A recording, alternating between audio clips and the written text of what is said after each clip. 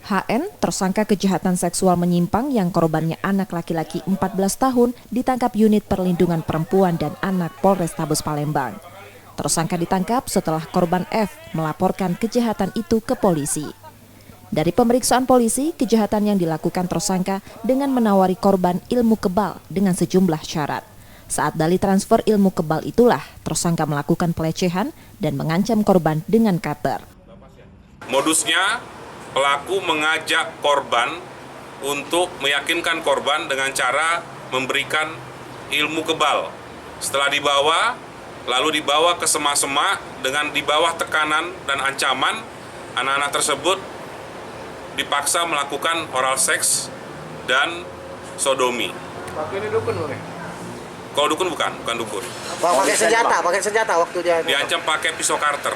Berapa bang korban yang sudah diketahui bang dalam penyidikan bang? Sementara dalam proses penyidikan kami baru 1 korban yang kami temukan. Karena perbuatannya, tersangka terancam hukuman 10 tahun penjara. Yudi Kiswanto, Kompas TV, Palembang, Sumatera Selatan.